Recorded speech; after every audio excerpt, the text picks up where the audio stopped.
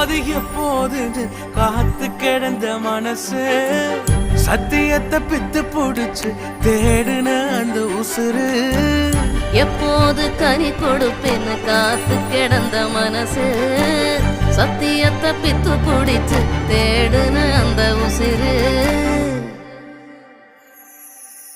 நான் ஜெபிச்ச ஜெபமெல்லாம் வீணா போகவில்லை நான் விதைச்ச விதையெல்லாம் தரிசமாறவில்லை